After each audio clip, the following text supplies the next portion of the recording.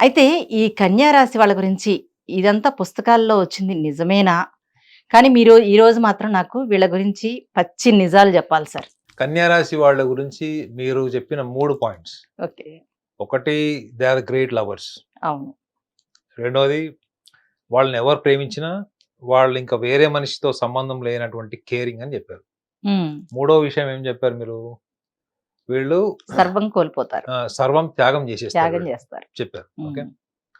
So అన్ని నిజాలే.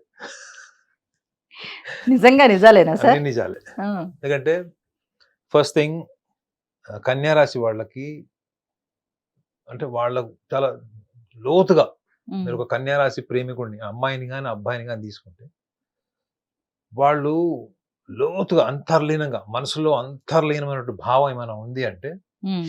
వాళ్ళు కోరుకునేది ఒకటే. ఏంటంటే, నా వల్ల కుటుంబానికి లేదా తన భాగస్వామికి, సమాజానికి ఒక ప్రయోజనం జరగాలి.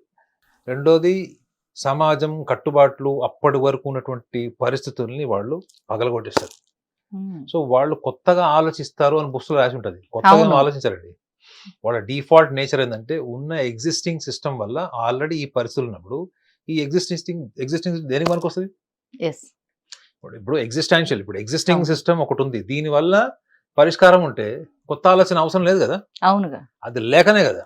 కాబట్టి వీళ్ళు ఏం జేసినా గాని, కన్యా రాశి వాళ్ళు ఉన్నదాన్ని బ్రేక్ జేస్తారు వీళ్ళు. హ్మ్. ఆ బ్రేక్ చేసేటప్పుడు వీళ్ళ కరేజ్ ఏంటేంటి? ధైర్యం. హ్మ్.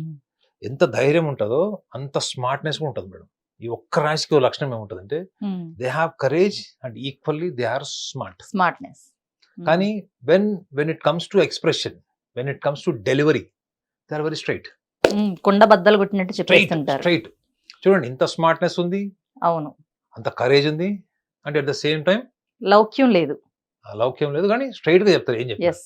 కానీ ఎంత స్ట్రెయిట్ ఫార్వర్డ్‌గా చెప్తారో హ్మ్. వాళ్ళకి అంత వర్డ్ పవర్ కూడా ఉంటది మేడం. వాళ్ళు ఏదైనా చెప్పాలి అనుకుంటే చెప్తారు. హ్మ్. చెప్పకూడదు అనుకుంటే ఆ పదాలు ఆటోమేటిక్‌గా అలైన్‌మెంట్ అయిపోతాయి నాలుక మీద. అయితే ఈ కన్యా రాశి వాళ్ళకి ఒకవేళ లవ్ ఫెయిల్యూర్ అయితే గనక వాళ్ళు తీసుకునే స్టెప్ ఎలా ఉంటుందంటారసలు? కన్యా రాశి వాళ్ళకి ఒకవేళ లవ్ ఫెయిల్యూర్ అయిందంటే మాత్రం ఫస్ట్ వాళ్ళు డిస్టర్బ్ అయిపోతారు మేడం. హ్మ్. ఎంత డిస్టర్బ్ అయిపోతారంటే నేను వివరించలేను అంత. ఓకే. అది కూడా ఎప్పుడు, ఎదుటి వ్యక్తి వీళ్ళకేమన్నా లాయల్టీ ఇష్యూస్ ముఖ్యంగా. అవును. లాయల్టీ ఇష్యూస్ ఒకటి. హ్మ్. రెండోది వర్బల్. ఈ హ్మ్. రెండే ఉంటాయి మేడం. ఒకటి, ఓకే. వర్బల్‌గా ఏమన్నా వీళ్ళని కించపరిచి మాట్లాడినా, హ్మ్. కొంచెం డీగ్రేడ్ చేసి మాట్లాడినా అది అన్‌కంట్రోలబుల్ స్టేజ్‌కెళ్ళిపోతది.